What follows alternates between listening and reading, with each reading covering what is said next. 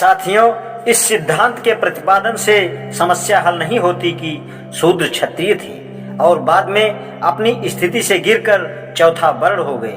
इससे एक अन्य प्रश्न यह भी उठता है कि वे सामाजिक प्रतिष्ठा से कैसे च्युत हुए। यह समस्या नहीं है, यह पहले नहीं उठी। इसका उत्तर किताबों से नहीं मिल सकता। मैंने ही यह प्रश्न पहली बार उठाया है। यह प्रश्न शूद्रों के विषय में मेरे सिद्धांत पर आधारित है।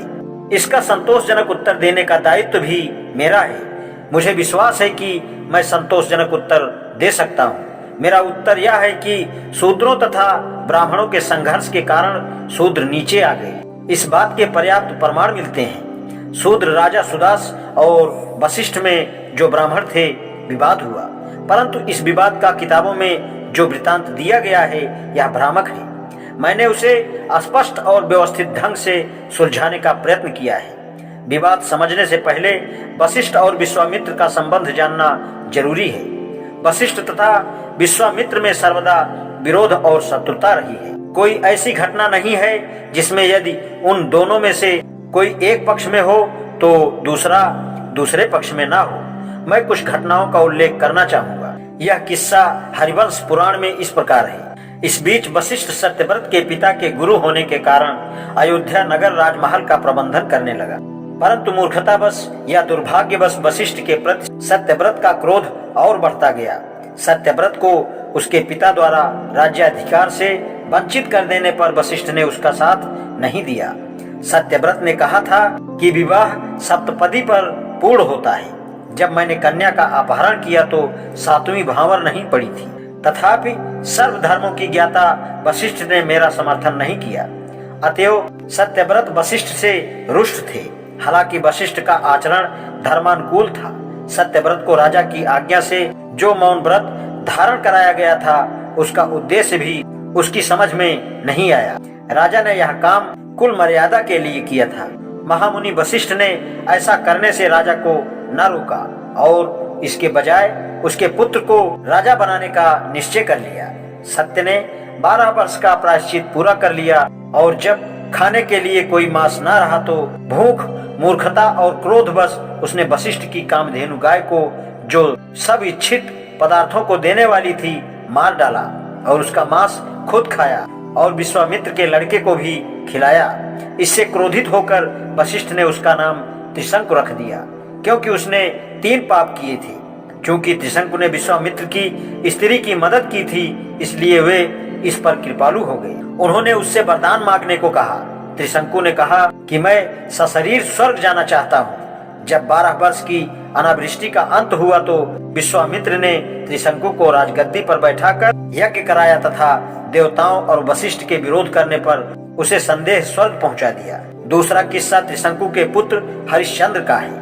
यह विष्णु पुराण तथा मार्कंडेय पुराण में लिखा है। किस्सा इस प्रकार है। एक समय राजा हरिश्चंद्र जब शिकार खेल रहे थे, उन्होंने कुछ स्त्रियों का रुदन सुना। स्त्रियां विश्वामित्र की तपस्या से व्याकुल हो रही थी। क्षत्रिय धर्म से वशीभूत होकर निस्सहाय की रक्षा करने हेतु तथा गणेश की वशीभूत हो राजा चिल्लाए, यह कौन पापी है जो मुझ जैसे प्रतापी राजा के सम्मुख आग को कपड़े में बांध रहा है?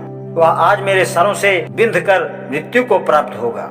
यह सुनकर विश्वामित्र को क्रोध आया और क्रोध के कारण उनका विज्ञान नष्ट हो गया। उनके क्रोध से भयभीत होकर राजा पीपल के पत्तों की भांति कांपता हुआ उनके साथ खड़ा हो गया और निवेदन किया, मैं ब्राह्मणों को दिए हुए राजधर्म का पालन कर रहा हूँ, अर्थात निस्सहाय की रक्षा और शत्रुओं का दमन और याचना की। जो मांगेंगे उसे मुंह मांगा दान देंगे, चाहे सोना, पुत्र पुत्री, शरीर, जमीन, राज्य और पुण्य लाभ ही क्यों न हो। विश्वामित्र ने संपूर्ण राज्य मांग लिया, जिसमें राजा का शरीर, उनकी स्त्री और पुत्र न थे। राजा ने सहर्ष देना स्वीकार किया। मुनि ने कहा, सारे आभूषण उतार दो और अपनी स्त्री और पुत्र को वल्कल बसन धारण कराकर राज्य से बाहर निकल जाओ। जब राजा जाने लगे तब विश्वामित्र ने राजसूय यज्ञ कराने की दक्षिणा मांगी। राजा ने कहा, इस शरीर, स्त्री और पुत्र के अलावा मेरे पास क्या है? इस पर राजा ने 1 मास का समय मांगा और प्रजा को विलाप करते छोड़कर काशी चले गए। विश्वामित्र ने भी वहां पहुंच मास समाप्त होने से पहले ही अपनी दक्षिणा मांगी। तब सैब्या ने राजा से कहा, मुझे बेच दो। राजा बेहोश हो गए और रानी भी बेहोश हो गई। विश्वामित्र उनको होश में लाए, दक्षिणा मांगी और कहा, सूर्यास्त से पहले दक्षिणा ना मिली तो शाप दे दूंगा। राजा ने अपने को धिक्कारते हुए अपनी स्त्री को बेच दिया। एक धनी ब्राह्मण ने उसे दासी के तौर पर खरीद लिया। लड़का भी माँ कहता अपनी माँ के साथ चला गया। रानी के आग्रह पर ब्राह्मण ने लड़के को भी खरीद लिया। राजा विश्वामित्र के पास आए और जो कुछ स्त्री और पुत्र के मूल्य में पाया उन्हें दे दिया। विश्वामित्र इतने कम धन से संतुष्ट ना हुए तो राजा ने अपने को भी बेचने को कहा। तब धर्म चंडाल का रूप धारण कर आए और राजा को खरीदना चाहा। राजा सूर्यवंशी होने के कारण चंडाल का नीच काम करने को तैयार ना हुए और विश्वामित्र से कहा, आप खुद मुझे दास के तौर पर खरीद लीजिए। विश्वामित्र ने कहा, अच्छा यदि ऐसा है तो तू मेरा दास है और मैं तुझे 1,00,000 मुद्राओं के बदले चंडाल को बेचता हूँ। चंडाल सहर्ष यह धन चुकता कर देता है और दुखी हरिश्चंद्र को अपने निवास स्थान पर ले जाता है। चंडाल उसे शमशान जाकर कफन चुराने का काम करने के लिए कहता है। वह बताता है कि इससे उसे 2/6 भाग प्राप्त होगा जो उसे चंडाल का होगा और 1/6 भाग राजा को मिलेगा। राजा ने इस भयानक क्षेत्र में नीच कर्म करते हुए 12 वर्ष व्यतीत किए जो उसे 100 वर्षों के बराबर लगे। वह तब सो जाता तो उसे अपने जीवन के विषय में अनेक स्वप्न आते हैं। जब वह जागा तब उसकी पत्नी अपने पुत्र का अंतिम संस्कार कराने आई जो सर्पदंश से मर गया था। पहले तो पति पत्नी ने एक दूसरे को नहीं पहचाना क्योंकि उनकी आकृति कष्ट सहते सहते विकृत हो गई थी। हरिश्चंद्र ने उसके विलाप से तुरंत पहचान लिया कि वह उसकी पत्नी ही है जो दुर्भाग्य की मारी हुई है। वह बेहोश हो जाता है। रानी भी उसे पहचान लेती है, वह भी बेहोश हो जाती है। जब उनकी मूर्छा भंग होती है तब वे दोनों रोने लगते हैं। पिता अपने पुत्र की मृत्यु पर और रानी अपने पति की अधोगति पर रोती है। वह उसके गले से लिपट जाती है और कहती है, मैं विभ्रम में हूँ, क्या यह स्वप्न है या यथार्थ है?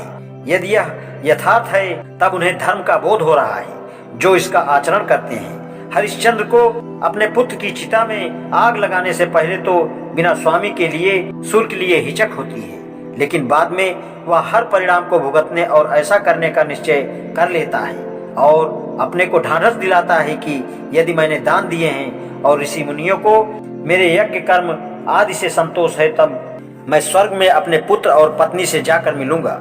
रानी भी उसी प्रकार मरने का फैसला कर लेती है। जब हरिश्चंद्र अपने पुत्र को चिता पर रखकर भगवान श्री नारायण कृष्ण परमात्मा का स्मरण और ध्यान कर रहे थे तभी धर्म के आगे आगे सभी देवतागण विश्वामित्र के साथ वहां उपस्थित हो गए। धर्म राजा को आवेश में कठोर कर्म करने से वर्जित करने लगे।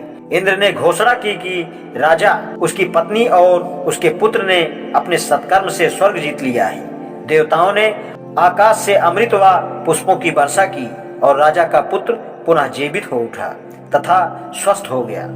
आज इतना ही, शेषकाल। धन्यवाद।